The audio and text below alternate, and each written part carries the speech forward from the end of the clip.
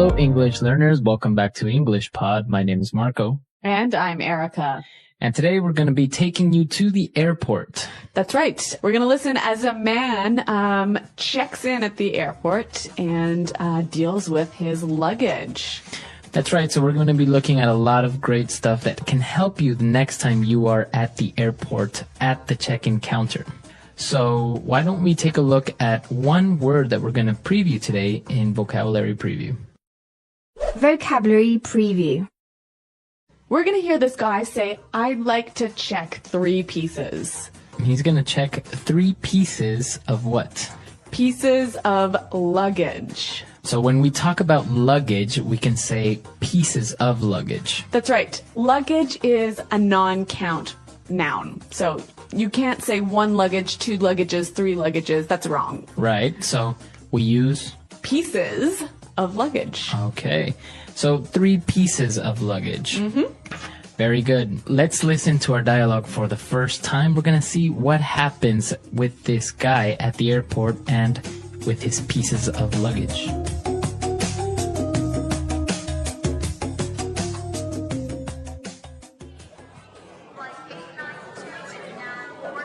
Next, please.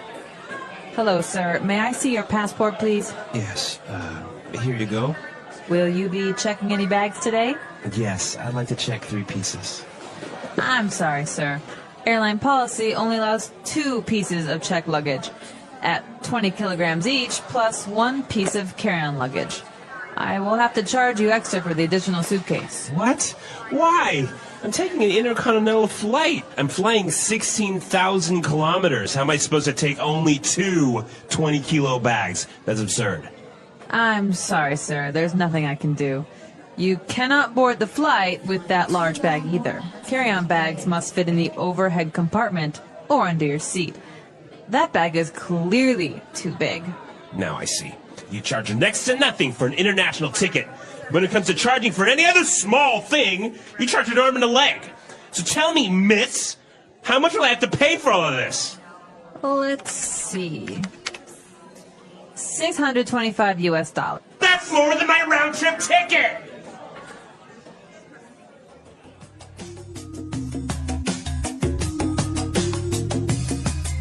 All right. Well, that's a whole lot of money, isn't it? Well, I think it's a very common situation. I'm sure many of our listeners can relate to this situation. Overweight charges are pretty expensive. Very high. I know from personal experience.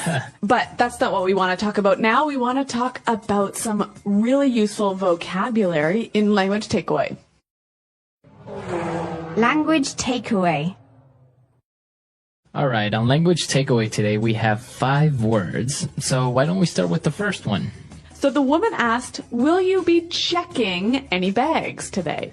Will you be checking any bags today? To check bags. Right, so the verb to check. It means to give your bags to the airline, to register them. Okay, so that's what happens with your luggage. You check them, so basically they become responsible for your bags. Right. It reminds me of checking into a hotel. Right, very similar. When you go to a hotel, you register at the hotel, you check in. In this case, you just check your luggage. You don't check in your luggage. Right. Okay, so check luggage. So he wanted to check 3 pieces of luggage, and he also had carry-on luggage. Carry-on luggage. Carry-on. So carry-on luggage, it's pretty simple. That's right, you carry it on yourself. Exactly, you carry it onto the plane. Now, we can talk about carry-on luggage, right? Mm-hmm. Or carry-on bag. Right. Or a carry-on suitcase. Mm-hmm. A very small suitcase that can fit under your seat. Exactly. All right, so carry-on luggage. Now, he was traveling on an intercontinental flight.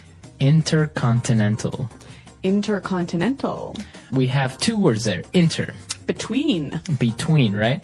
And continental. So this sounds like continent. Okay, so he's traveling maybe from Asia to North America. Okay, intercontinental. He's trying to board this intercontinental flight.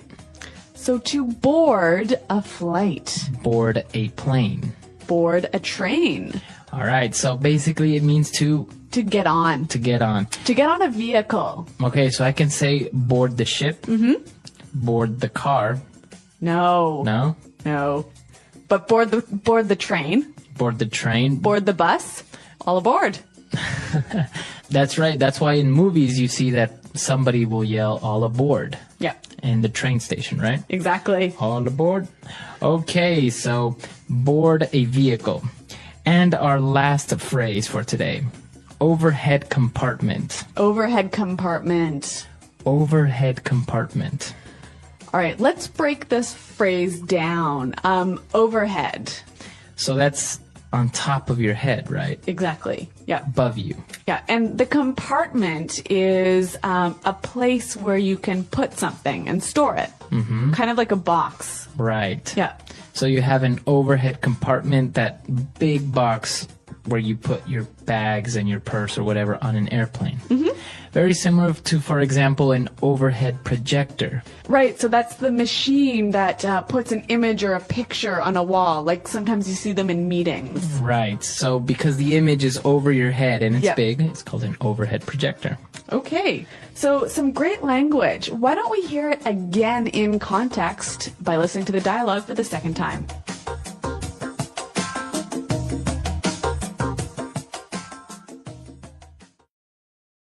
Next, please. Hello, sir. May I see your passport, please? Yes, here you go. Will you be checking any bags today? Yes, I'd like to check 3 pieces. I'm sorry, sir. Airline policy allows only 2 pieces of checked luggage at 20 kilograms each, plus 1 piece of carry-on luggage. I will have to charge you extra for the additional suitcase. What? Why? I'm taking an intercontinental flight. I'm flying 16,000 kilometers. How am I supposed to take only 2 20-kilo bags? That's absurd. I'm sorry, sir. There's nothing I can do. You cannot board the flight with that large bag either. Carry-on bags must fit in the overhead compartment or under your seat. That bag is clearly too big.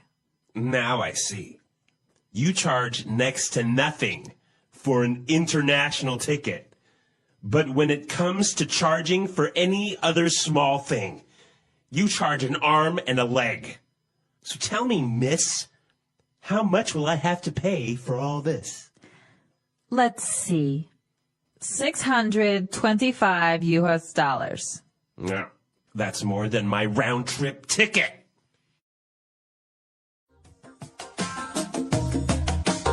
All right, so I think it's a little bit more clear now. And with this, it's time for us to take a look at some great phrases in putting it together. Putting it together.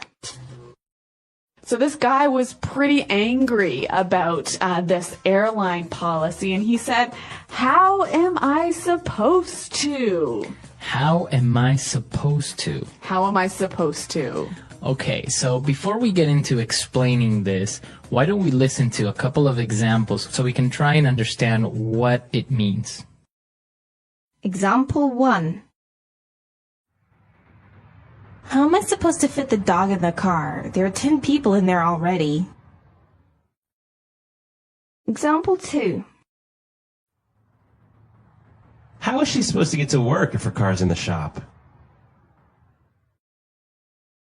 Example 3. How are we supposed to know the answer to that? It's impossible. Okay, so I can understand that it means, how can I do this? Right. How do you expect me to do this? How is it possible for me to do this? Very good. It's a phrase you use when you're frustrated, right? Yeah, exactly. You're maybe a little bit frustrated, or you're maybe nervous of something that you can't do or don't know how. Yeah, this phrase, it's not impolite, but it sort of gives the idea that you're challenging the other person a little bit. Maybe, yeah. Okay. So a good phrase that you can use in different situations, and you can try and mix it up with different verbs, right? Right. All right. Now let's take a look at our next phrase.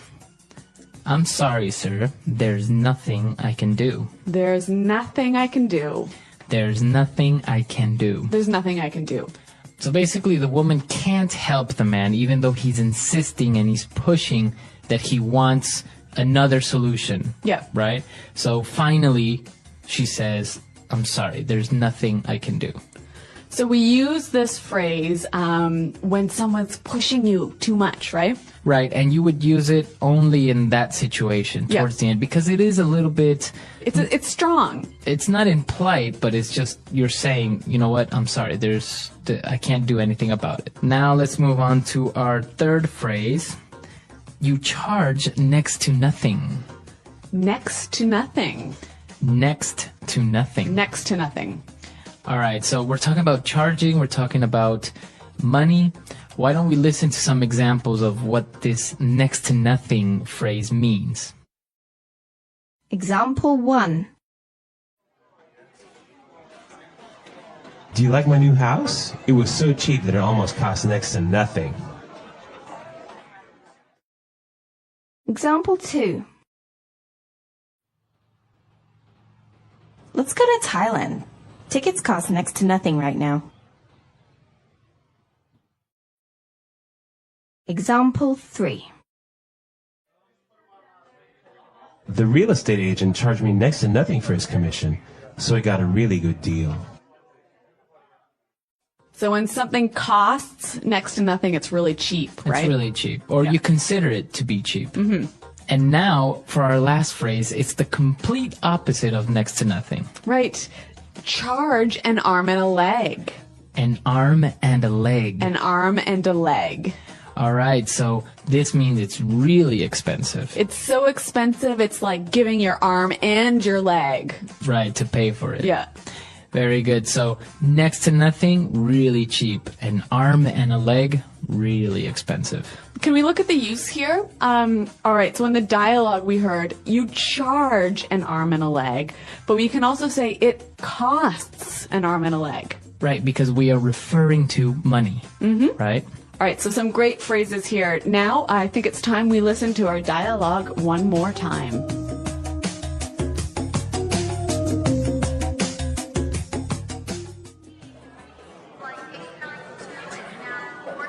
Next, please.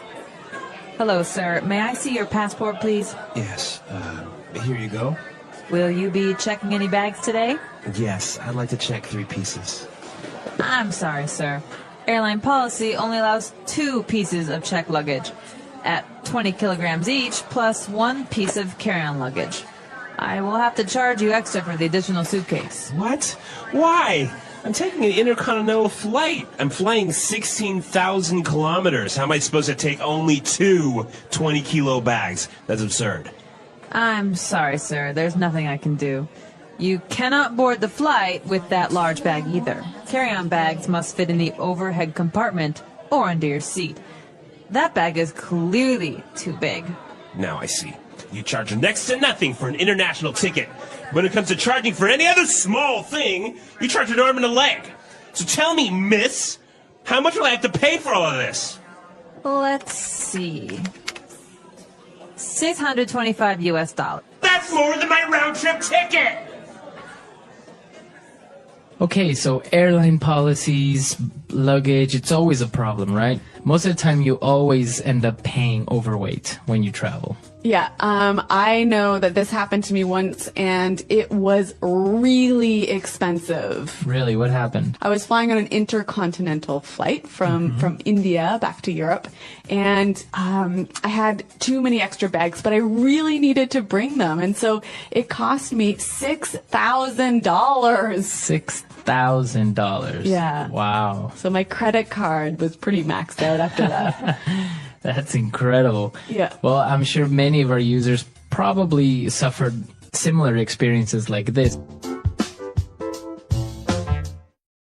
Have you ever started a journey so full of excitement only for everything to start going wrong before you even reached your destination?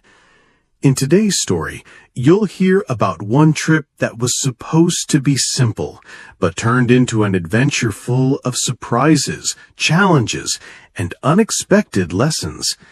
Now settle in, relax, and listen closely to discover what really happened. I remember that morning so clearly. It was still dark outside when I left my apartment, my 3 heavy suitcases sitting by the door like 3 loyal dogs waiting to be taken on an adventure. I was excited. This was my first intercontinental trip in years. 16,000 kilometers, 2 continents, 1 big dream. The taxi ride to the airport felt peaceful at first.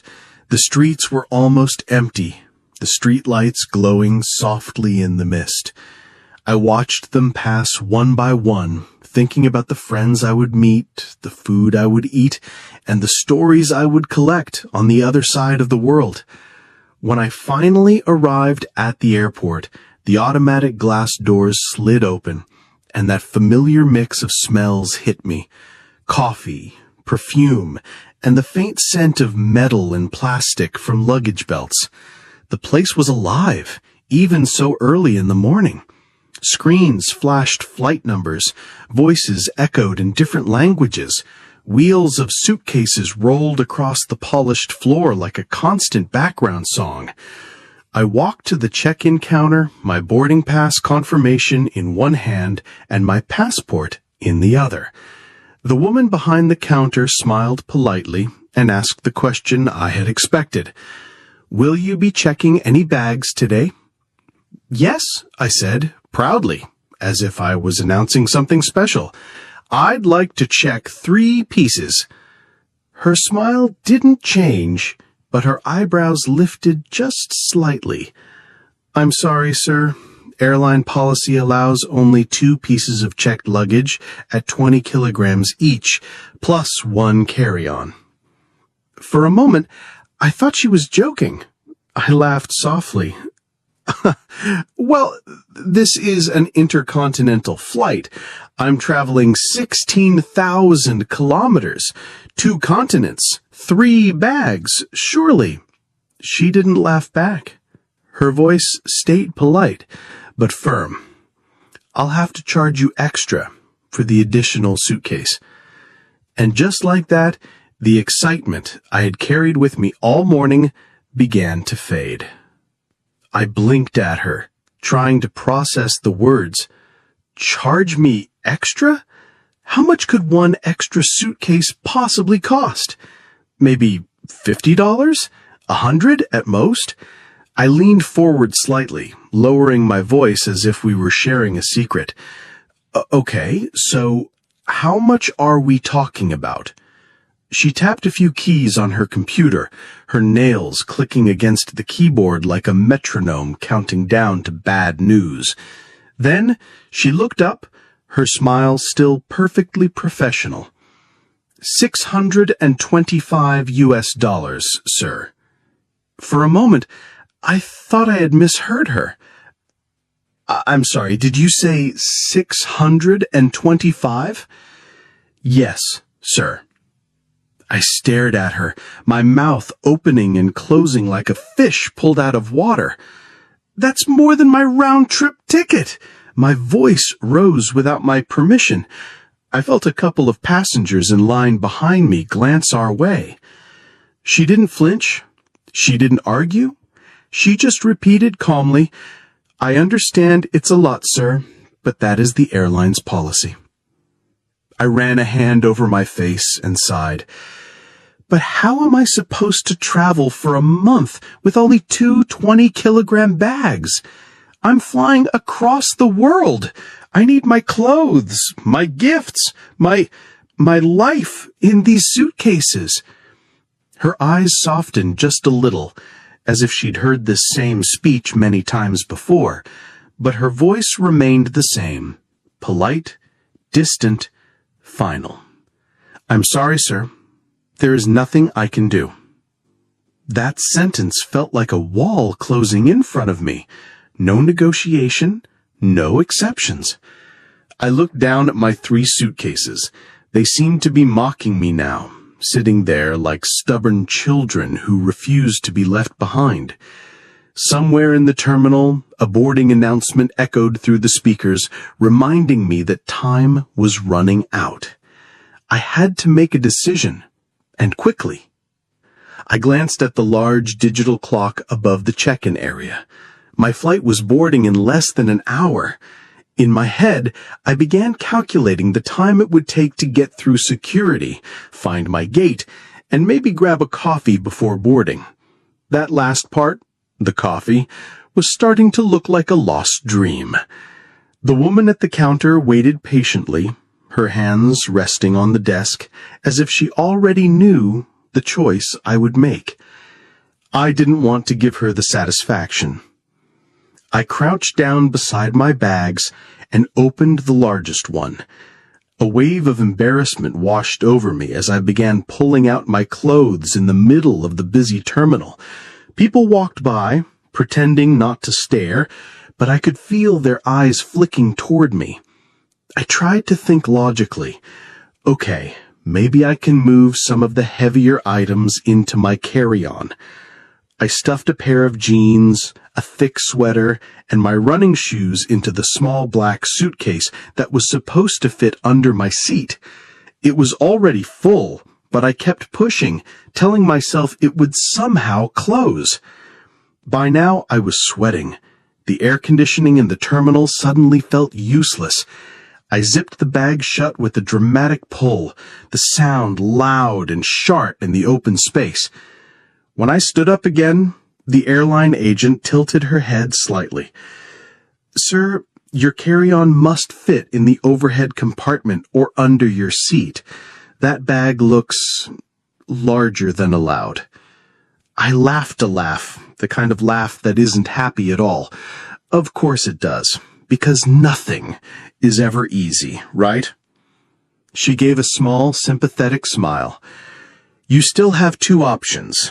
Pay the fee or remove items until your carry-on meets the size limit."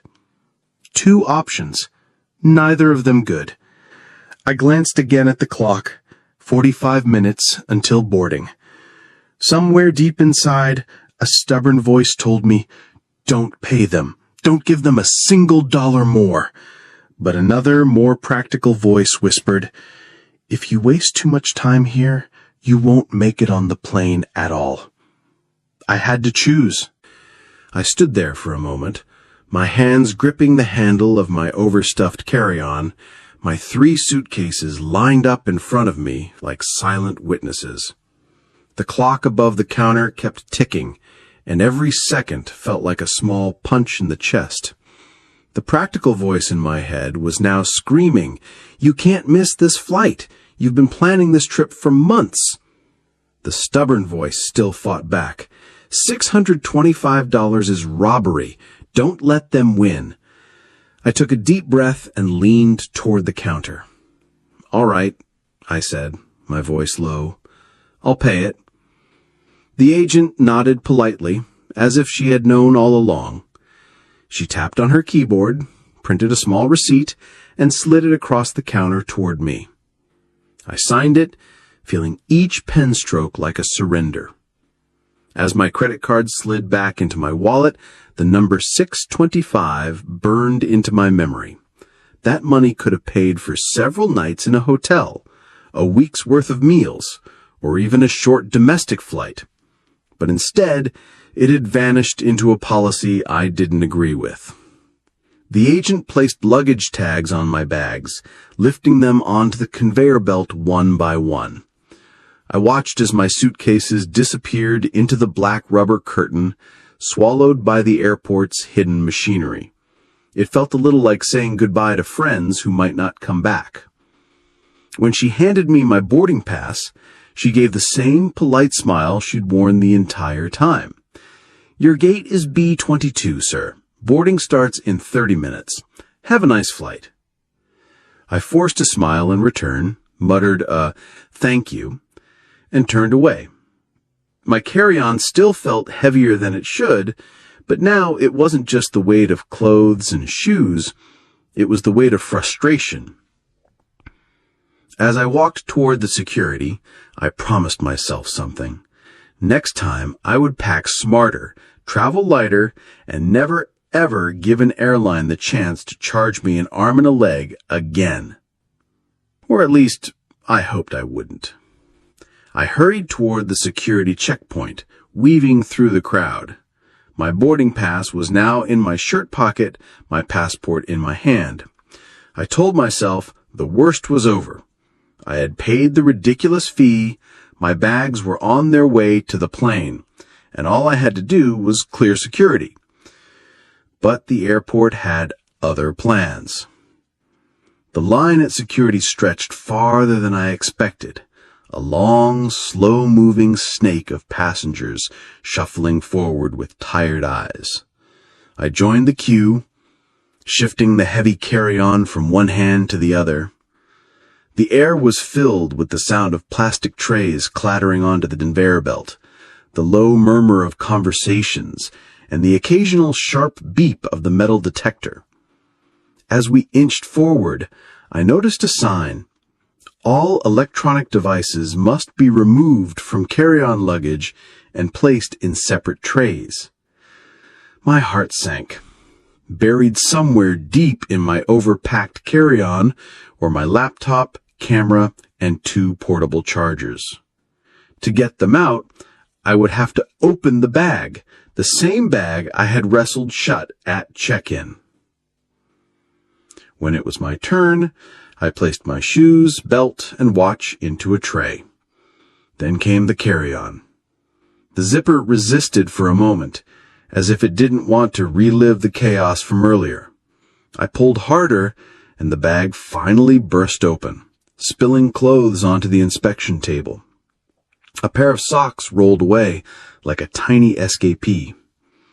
The security officer, a tall man with a serious face, looked down at the mess. "Sir, please remove your electronics." I dug through sweaters and jeans until I found the laptop, then the camera, then the chargers. By the time everything was in separate trays, I felt like I had unpacked half my life in front of a silent audience. I passed through the metal detector without a beep. But when I turned to collect my things, the officer was holding up my carry-on. "Sir, this bag looks too large for a cabin carry-on. You may need to check it in." My stomach tightened. I had already given the airline more money than I wanted to think about, and the thought of more charges made my stomach twist. I forced a smile and said, "Let me rearrange a few things." I stepped aside, unzipped the bag again, and began pulling out anything soft, a sweater, a scarf, a pair of sweatpants, and stuffing them into my jacket pockets. By the time I was done, I looked like I was preparing for a winter expedition, but the bag finally slid into the sizer without resistance. The agent nodded. "You're good to go, sir. Boarding starts shortly." I walked to a seat by the window, my jacket bulging awkwardly, but at least my carry-on was still with me. Outside I could see the aircraft waiting, silver wings glinting in the sunlight. I told myself the worst was finally over. But after the morning I had, I wasn't sure I believed it. The boarding call came over the loudspeaker at last. "We are now boarding passengers seated in Group 1. My group was 3, so I waited, watching people shuffle forward in a slow line toward the jet bridge. Every step they took brought me closer to the end of my airport ordeal. When my group was called, I joined the queue, my boarding pass in one hand and my now slightly lighter carry-on in the other. The gate agent scanned my pass with a cheerful beep and wished me a pleasant flight.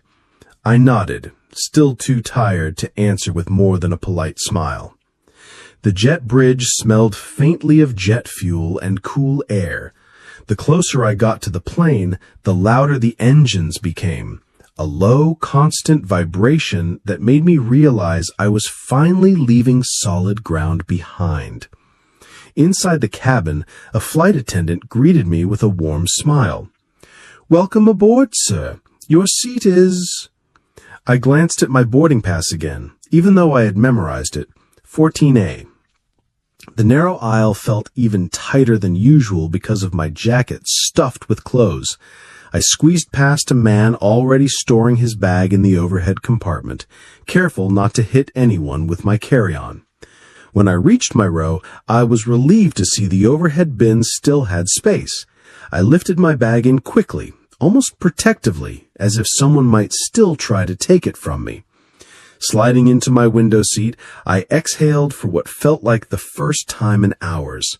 The view outside showed the wings stretching across the tarmac, silver wings glinting in the sunlight.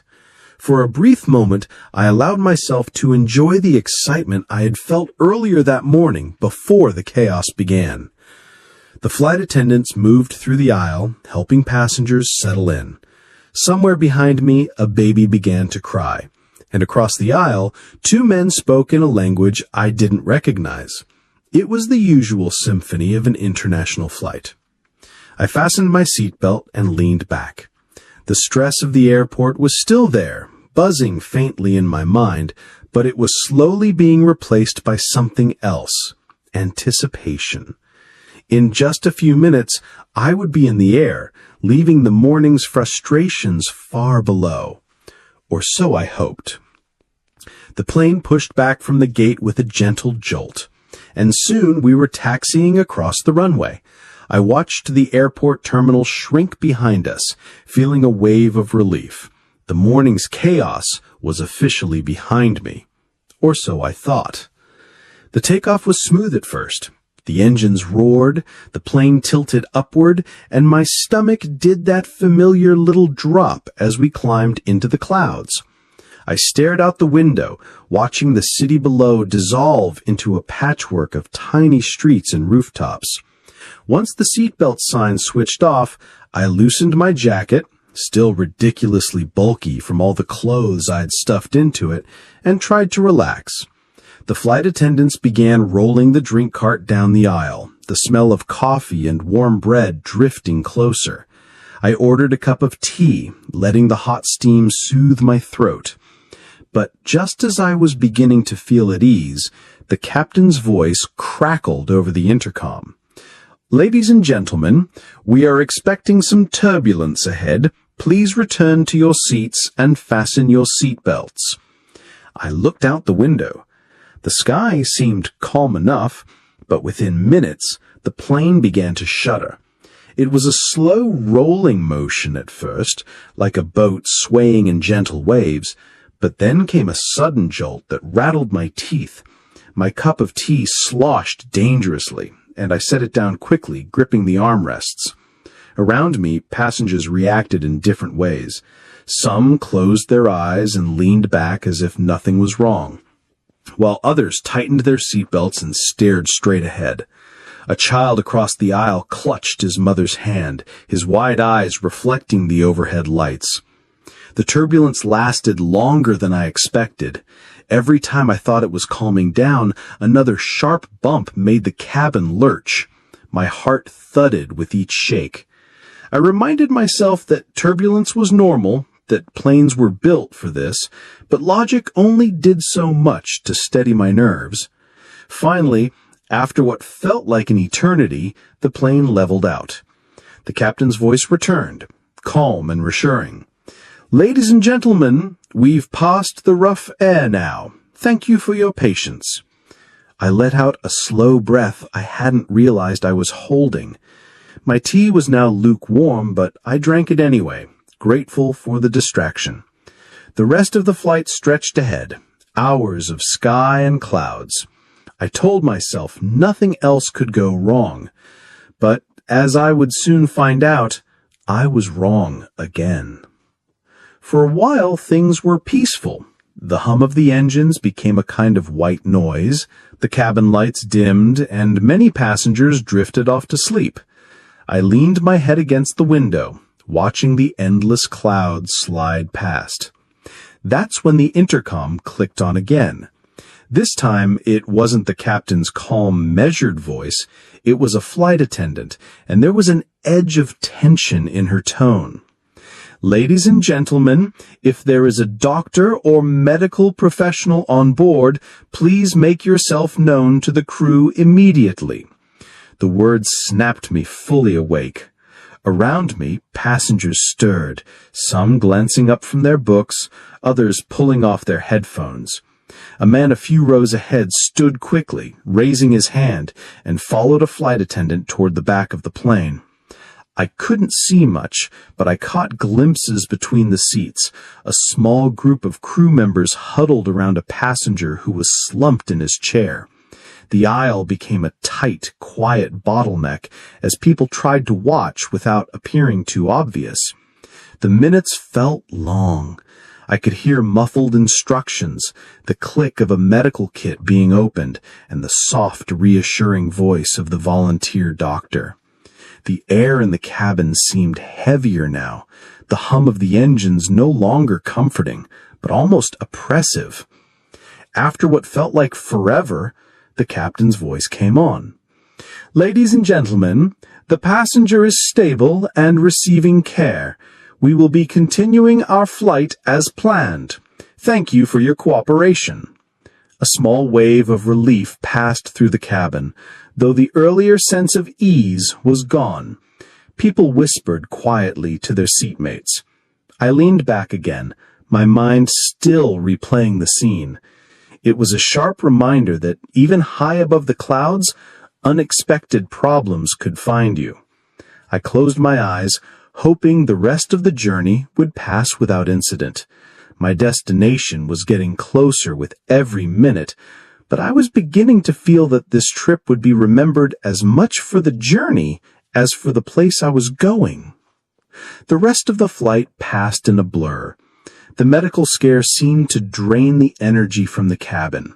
People spoke more quietly, moved more slowly. I spent most of the final hours staring out the window, watching the sky shift from deep blue to the pale gold of morning. Eventually, the captain's voice returned, calm and steady. "Ladies and gentlemen, we've begun our descent. Please make sure your seat belts are fastened and your seat backs are in the upright position." Below us, patches of land began to appear through the clouds.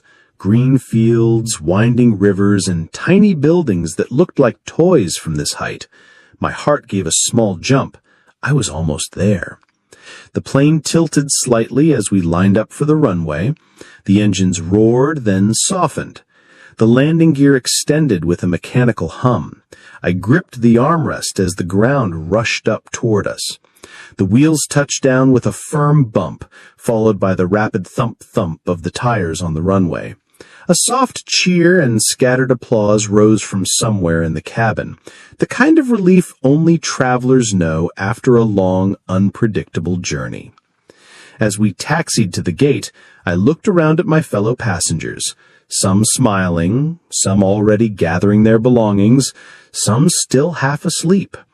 For a brief moment, we were all connected by the same shared experience, the delays, the turbulence, the tension, and finally the relief of arrival. When the seatbelt sign switched off, I stood and reached for my carry-on in the overhead bin. It was there, safe and intact. My jacket, still stuffed with extra clothes, made me feel like I was carrying a personal cloud around my shoulders. Stepping off the plane, I felt the rush of new air, warmer and fresher than the recycled cabin atmosphere. The terminal here had its own smell, a mix of polished floors, coffee, and the faint scent of somewhere I didn't yet know. Despite the stress, the money spent, and the unexpected events, I smiled. Travel, I realized, is never just about the destination.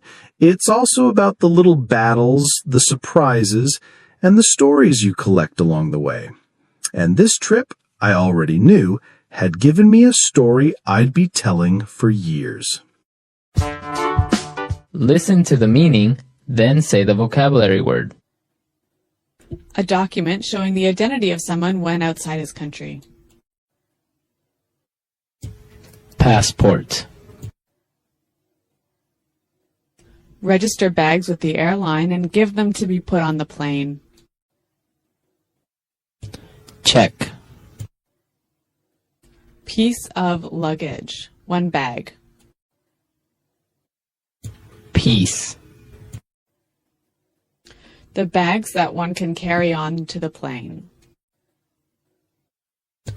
Carry on luggage. Between continents. Intercontinental. Get on the plane. Board. Very cheap, inexpensive.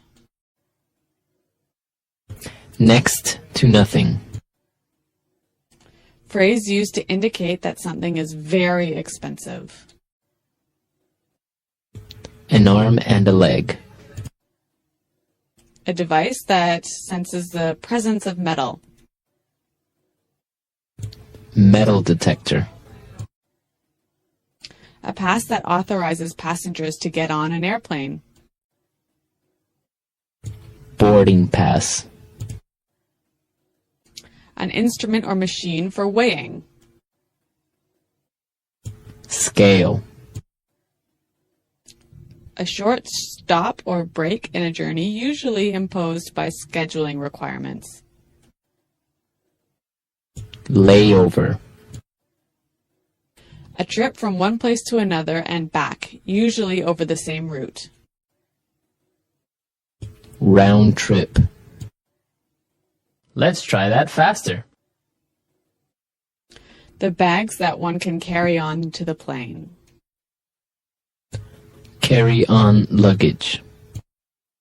A document showing the identity of someone when outside his country. Passport. Register bags with the airline and give them to be put on the plane. Check. Between continents. Intercontinental. An instrument or machine for weighing. Scale. A device that senses the presence of metal.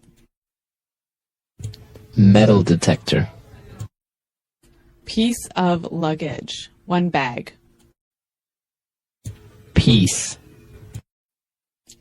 A short stop or break in a journey usually imposed by scheduling requirements. Layover.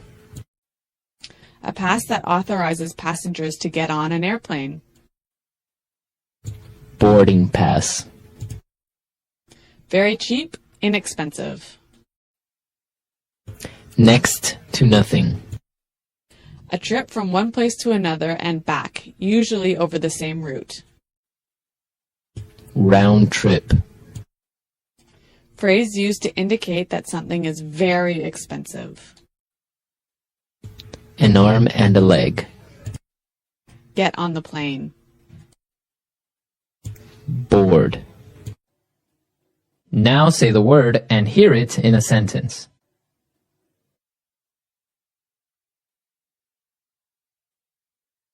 It's absurd to think that the world will end in 2012.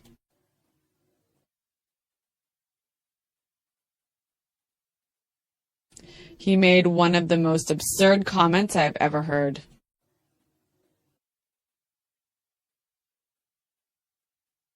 That's absurd. I never cheated on my wife. Next to nothing.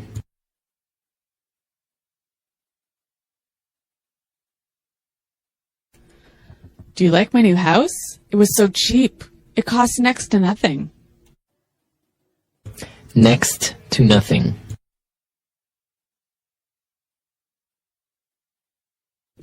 Let's go to Thailand. Tickets cost next to nothing right now. Next to nothing.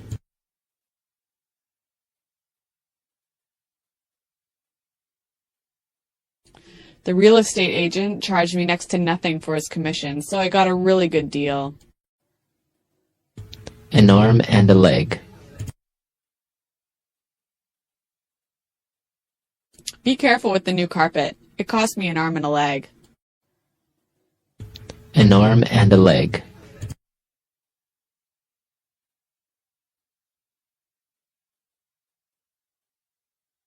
Can you believe how expensive homes are in New York? It'll cost you an arm and a leg to buy a small house. An arm and a leg.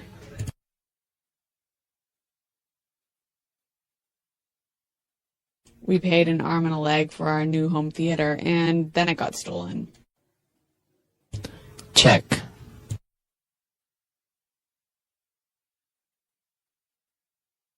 Frank was at the airport 3 hours before his flight because he had to check a lot of luggage. Check.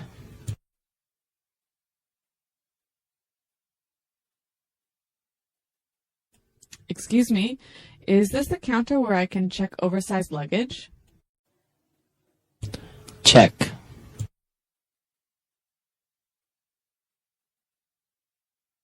Most airlines only allow one piece of luggage to be checked.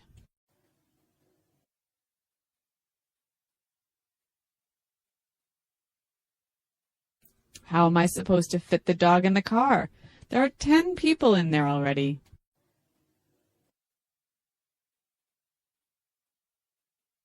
How am I supposed to get to work if her car is in the shop?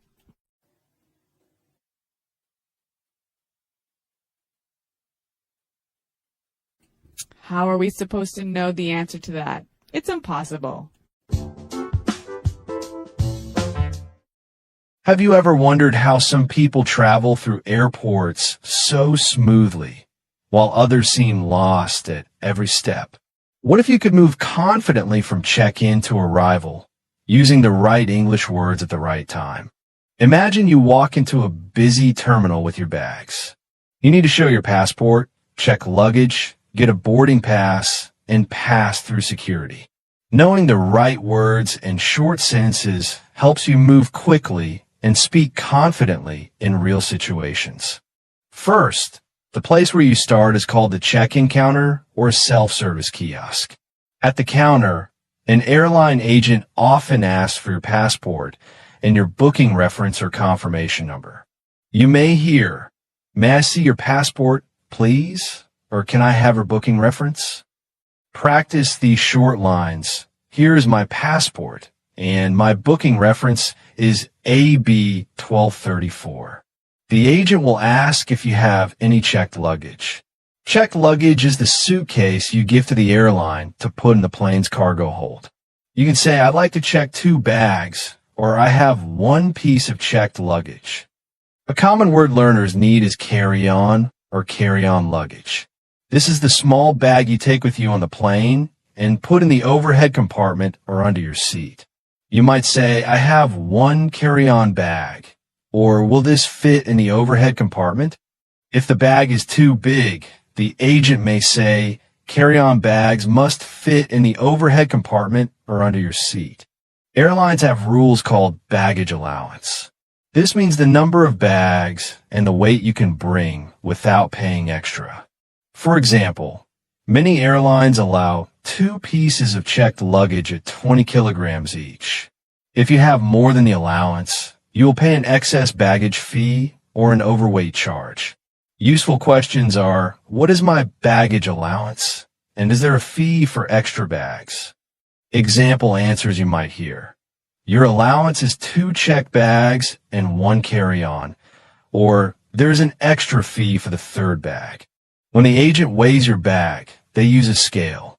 You may hear, "Your bag is 25 kilograms," and you can respond, "Oh, that is overweight. Can I move some items to my carry-on?" Or "Can I pay the extra fee here?" Good phrases to use. Can you reweigh it after I transfer some items? And is there a cheaper option than paying the fee? If the agent says the extra fee is high, a simple polite complaint can be, "That seems expensive. Is there any way to reduce the charge?" Remember to be calm and clear. After you check your bags, the agent will attach a baggage tag to each suitcase and give you a baggage receipt or claim tag. Keep the claim tag. This helps you find your bag at the baggage carousel after you land. You can say, "Can I have a baggage receipt, please?" Or, "Where's the carousel for flight AB 123?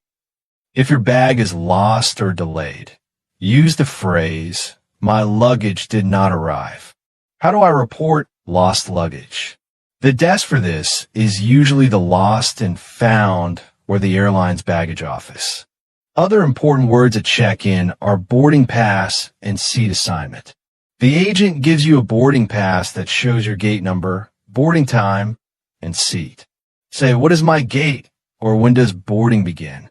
If the gate changes, the agent might say, "Your gate has changed to gate 12.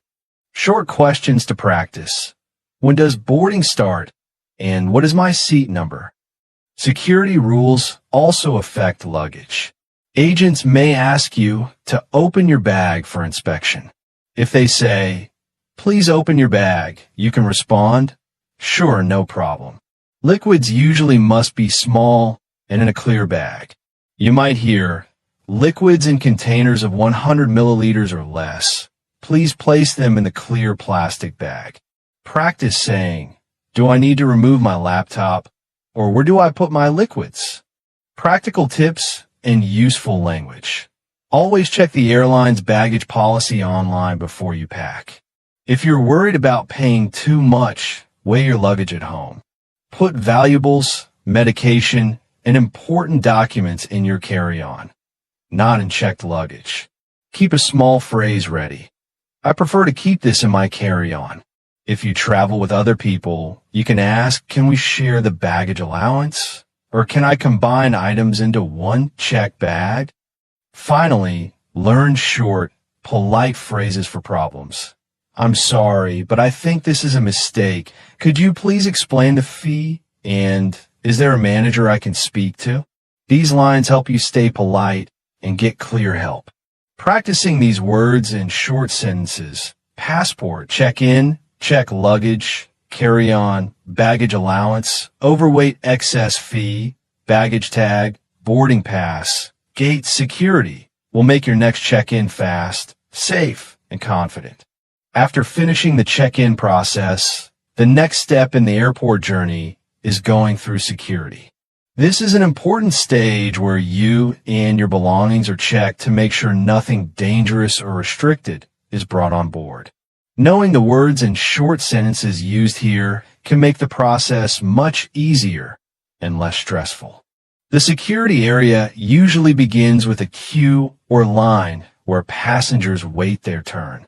Signs often say security check or passenger screening. A helpful phrase to ask an airport staff member is this the line for security? Or, "Where's the security checkpoint?" At busy airports, there may be priority lines for certain passengers, such as families, business class travelers, or people with special needs. You can ask, "Is there a priority line?" When it's your turn, an officer will check your boarding pass and passport again. You might hear, "Boarding pass and passport, please." Practice replying clearly, "Here you go," or "Here are my documents." Then, you'll be asked to place your belongings in security trays or bins. This includes your carry-on luggage, laptop, coat, belt, and sometimes shoes. A useful question to remember is, do I need to take off my shoes? Or do I need to remove my jacket? Most airports require you to remove your laptop and other large electronics from your bag. An officer might say, "Please take out your laptop and place it in a separate tray." Practice answering, "Sure, here it is." Liquids must be in containers of 100 milliliters or less, placed in a clear plastic bag. You could ask, "Where should I put my liquids?" Or, "Are water bottles allowed?" When you pass through the metal detector or body scanner, listen carefully to the officer's instructions. They may say, "Please step forward, raise your arms," or "Step to the side for further screening." If the alarm sounds, you might hear, "Please empty your pockets," or "We need to do a pat-down search." Stay calm and answer politely with, "Okay, I understand." Sometimes your bag will be pulled aside for a manual inspection. The officer might ask, "May I open your bag?"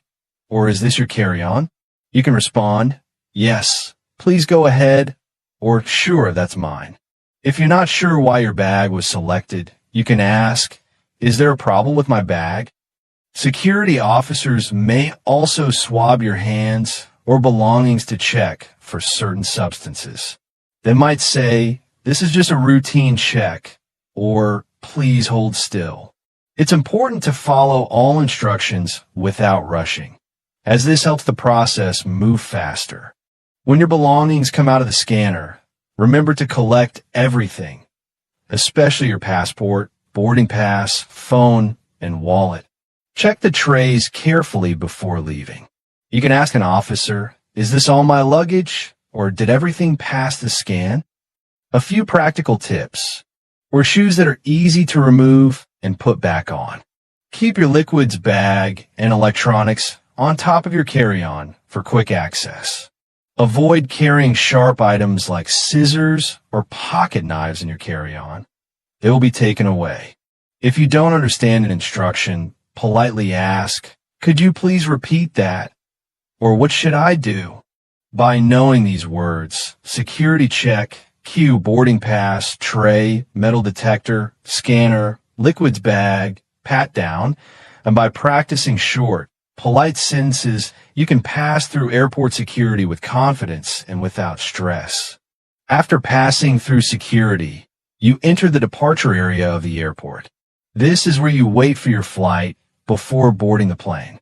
Here, you'll find shops, restaurants, seating areas, and most importantly, the departure gates. Understanding the signs, announcements, and common phrases in this area will help you feel comfortable and ready for the next step of your journey. The first thing to do is check the flight information display screens. These large screens show your flight number, destination, gate number, and boarding time. You might see a message like "on time," "delayed," or "now boarding." If you can't find your flight on the screen, a useful question is, "Excuse me, could you help me find my flight?" Or "What gate is my flight leaving from?" Sometimes your gate changes after you pass security. Airport announcements often say, "Attention passengers on flight AB 123 to London. Your gate has changed to gate 18. Always listen carefully to announcements and check the screens regularly. You can ask staff, "Has the gate for flight AB 123 changed?" Or "When will boarding start?" The departure area also has duty-free shops where you can buy items like perfume, chocolate, alcohol, or electronics without paying local taxes. You could ask, "Is this shop duty-free?" or "Can I pay in my home currency?" Many shops also accept credit cards and offer tax refund services for international travelers. If you have time before boarding, you can relax in the seating area or visit a cafe or restaurant. If you need Wi-Fi, a useful phrase is, "What is the Wi-Fi password?" or "Is the Wi-Fi free?" Some airports also have charging stations for your phone or laptop. You can ask, "Where can I charge my phone?" or "Is there a power outlet near my gate?" Another important area is the boarding gate itself. When you arrive at your gate, check the display above it for your flight details. There may be different boarding groups, such as Group 1, Group 2, or families with young children. Listen for announcements like, "We are now boarding Group 1. You might say, "Which group am I in?" or "When will my group board?" It's also a good idea to keep your boarding pass and passport ready. When the gate agent calls your group, they will scan your boarding pass and may check your passport again. You can practice short lines like, "Here is my boarding pass," and "Do you need to see my passport?" If there's a delay, you might hear, "We are sorry for the delay. Boarding will begin in 30 minutes. You can ask politely, "Will the departure time change, or do I need to stay near the gate?" Being calm and patient during delays is important, especially in crowded airports. Finally, Remember to stay aware of boarding time. Many airports close the gate 15 to 20 minutes before departure. If you hear final call for flight AB 123 to London, go to the gate immediately. Useful sentences include, am I too late to board? Or is the gate still open? By learning and practicing words like departure area, gate change, boarding groups, duty free, tax refund, Wi-Fi, charging station, final call, and by using polite, short questions, you can navigate the departure area smoothly and board your flight without problems. Boarding the plane is an exciting moment because it means your journey is about to begin. This stage is all about finding your seat, storing your luggage, and getting comfortable for the flight. Knowing the right words and phrases can help you move quickly and politely, especially when the plane is crowded. When you enter the aircraft, the flight attendants will greet you and check your boarding pass to make sure you're in the right seat. They might say, "Welcome aboard," or "Your seat is on the right."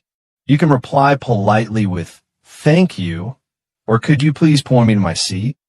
Seats on airplanes are usually labeled with numbers and letters, such as 12A, 14C, or 22F.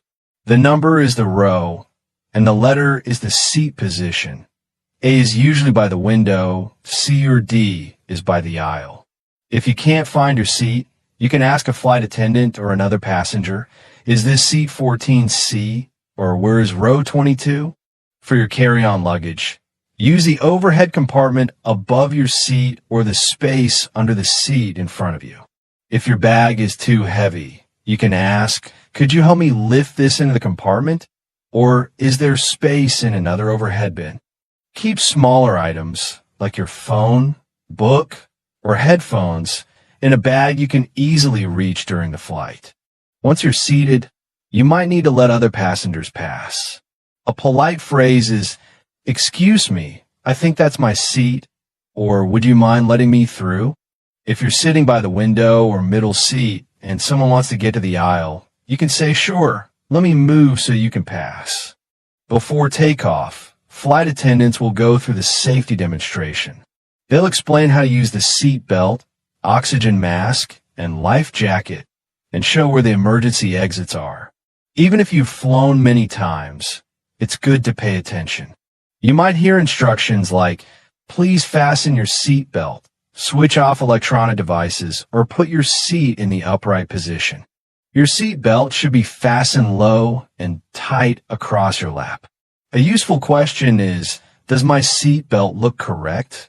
Or can I keep my phone in airplane mode? For takeoff and landing, you'll need to open your window shade and stow your tray table. You might hear, "Please raise your window blind," or "Put your tray table away." Sometimes, passengers have special requests before the flight starts, such as moving to an empty seat or asking for a blanket. You could say, "Is it possible to change seats?" Or "Could I have a blanket, please?" Another tip is to be ready for announcement from the captain or flight attendants. They might share the flight duration, whether at your destination or expected turbulence. Listen carefully so you know what to expect. By practicing words like boarding pass, aisle, window seat, overhead compartment, safety demonstration, seat belt, life jacket, emergency exit, and by using polite, clear questions, you can settle into your seat with confidence and start your flight smoothly. Once the plane takes off and reaches a stable altitude, the in-flight service begins. This is the part of the journey when you can relax, enjoy the flight, and interact with the flight attendants. Knowing useful vocabulary and phrases will help you communicate your needs politely and clearly. Shortly after takeoff, flight attendants may come around offering refreshments, drinks like water, juice, tea, coffee, or soft drinks. They might ask, "Would you like something to drink?" You can answer simply, "Yes, water please," or "I'd like orange juice, please." If you don't want anything, just say, "No, thank you." On longer flights, you may also get a meal service. The flight attendant will often tell you the options, such as, we have chicken with rice or pasta with vegetables. If you didn't hear clearly, you can ask, could you repeat the options, please? Or what is in the chicken dish? If you have dietary needs, a good phrase is, I ordered a vegetarian meal, or does this contain nuts? During the flight, you can ask for extra items like a blanket, pillow, or headphones. Useful requests include, could I have a blanket, please? Or do you have headphones available? If your seat feels cold, you might say, could you turn down the air above my seat? Or, is it possible to make it warmer here? Many flights offer entertainment systems with movies, music, or games. You can ask, how do I use the screen? Or is there a way to change the language to English? This is a great chance for English learners to practice listening skills by watching movies or shows in English with subtitles. If you need to move around, remember to follow safety rules. The seatbelt sign will light up when it's not safe to stand. If it's off, you can go to the restroom. To find it, you can ask, where is the nearest restroom? Or, is the restroom available now? In a busy flight, you might have to wait your turn, so a polite, I'll wait here is useful. On some flights, you might experience turbulence, which is when the plane shakes a little. The captain or flight attendants will usually announce, please return to your seat and fasten your seatbelt. Stay calm and follow the instructions. You can ask, how long will it last if you're feeling nervous? If you need something during the flight, there's usually a call button above your seat. Press it, and a flight attendant will come help you. You can say, excuse me, could I have some water? Or my screen isn't working, could you help me? By using words like refreshments, meal service, entertainment system, call button, turbulence, restroom, and seatbelt sign, and by practicing polite requests, you can make your in-flight experience smoother, more comfortable, and more enjoyable while also improving your English naturally. As the flight nears its end, the landing process begins. This is an important stage because there are several instructions to follow, and understanding them will make everything smoother. About 30 minutes before arrival, the captain usually announces the weather, local time, and temperature at your destination. You might hear, we will be landing shortly. Please fasten your seatbelt and prepare for arrival. The flight attendants will walk through the cabin to check that everyone is ready. You'll be asked to return your seat to the upright position, stow your tray table, and open your window shade. A common phrase you might hear is, please place your seat back in the upright position. If you need help, you can say, could you show me how to adjust my seat? If you have personal items in the overhead compartment, it's better to leave them there until the plane has fully stopped. During landing, you should keep your seatbelt fastened low and tight across your lap. The announcement might be, please remain seated with your seatbelt fastened until the seatbelt sign has been turned off. When the plane touches down, you may feel a sudden bump and hear the sound of the brakes. This is normal. Sometimes, there will be a short wait before the plane reaches the gate. Use this time to gather your belongings under the seat, but avoid standing until it is safe. Once the plane has parked and the seatbelt sign turns off, passengers begin to collect their carry-on bags. A useful phrase is, excuse me, may I pass? If you need to get out of your row. Be patient, as everyone will be trying to leave at the same time. After exiting the aircraft, follow the signs for immigration or passport control if you're entering another country. Here, an immigration officer will check your passport, visa, if needed, and sometimes ask questions about your trip. Common questions include, what is the purpose of your visit? How long will you stay? And where will you be staying? You can answer clearly, I am here for tourism for 2 weeks, or I am visiting family in New York. Once you pass immigration, you'll go to the baggage claim area to collect your checked luggage. Look for a screen that shows your flight number and the carousel where your bags will arrive. If you can't find your bag, you can ask, "Excuse me, where can I find the baggage claim for flight AB 123? Or my bag hasn't arrived. What should I do?" The final step before leaving the airport is usually customs. Depending on the country, you may walk through a green channel, nothing to declare, or a red channel, goods to declare. If you're not sure, you can ask, "Which channel should I use? Or do I need to declare this item?" By knowing words like upright position, tray table, window shade, overhead compartment, immigration, baggage claim, carousel, and customs, and by practicing clear, short answers, you can make the landing and arrival process stress-free and confident. After you have passed through customs, your journey continues into the arrival hall of the airport. This is where you will find signs for transportation, such as taxis, buses, trains, or car rental services. If you're in a new city or country, it's important to understand the basic phrases and vocabulary to get to your next destination safely and easily. Many airports have clear signs in multiple languages, but if you're unsure, you can ask an airport staff member, "Excuse me, where's the taxi stand?" Or "How do I get to the train station from here?" If you need to buy a ticket for public transport, you might say, "Where can I buy a bus ticket?" Or "Is there an express train to the city center?" If you choose a taxi, always check if it's an official one. You can ask, "Do you use a meter?" Or "How much will it cost to get to my hotel?" For rideshare apps, follow the pickup instructions shown in the app and confirm the driver's name before getting in. Some travelers prefer airport shuttles or private transfers, which can be booked in advance.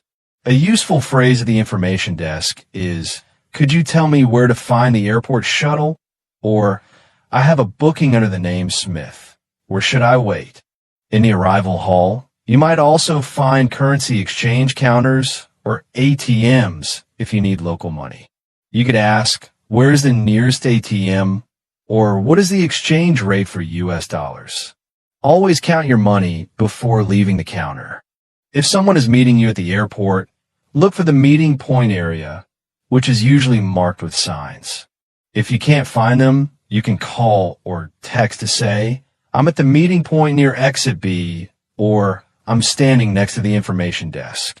Before leaving the airport, double check that you have all your belongings, passport, wallet, luggage, and any personal items. A quick habit to learn is to mentally review passport, phone, money, bag. This can save you from stressful situations later. Traveling through an airport involves many steps, from check-in to boarding, in-flight comfort, landing, and finally transportation. By learning and using practical English phrases at each stage, you can move confidently, communicate clearly, and enjoy your journey without confusion or stress. Every trip then becomes not only a travel experience, but also an opportunity to practice and improve your English naturally.